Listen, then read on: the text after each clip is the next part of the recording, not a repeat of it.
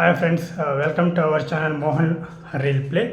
So ఈరోజు మనం India T20 Pakistan match review చెప్పుకుందాం. సో నిన్న మనం ప్రివ్యూలో చెప్పుకున్నట్టుగా so it's easy win for India, like India smash the Pakistan T20. So match squad team 11కి వస్తే both teams are playing same 11 అండి. పాకిస్తాన్ టాస్ గెలిచి వాళ్ళు బ్యాటింగ్ ఫస్ట్ తీసుకున్నారు.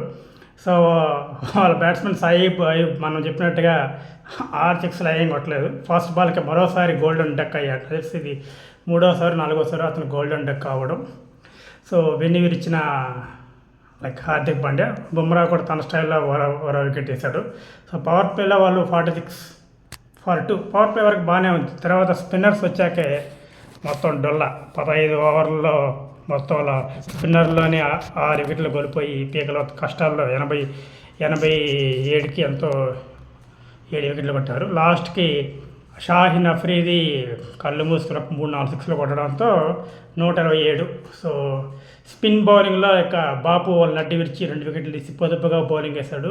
కుల్దీప్ యాదవ్ కూడా నేను మాత్రం తక్కువ కాదని తను 2 వికెట్లు తీయడం, వరుణ్ చక్రవర్తి కూడా వికెట్ తీయడం, అందరికీ వికెట్లు పడ్డాయి. అభిషేక్ శర్మ ఒక్కొక్క ఓవర్ వేశాడు. సో అది లెక్కలేదనమాట.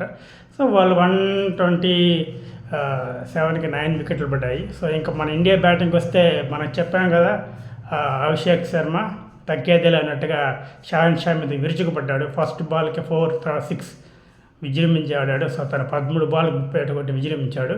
సో గిల్ ఫ్లాషీగా అనిపించిన వెంటనే అవుట్ అయ్యాడు. తర్వాత అభిషేక్ అవుట్ అయినా తర్వాత కూడా తిలక్ వర్మ,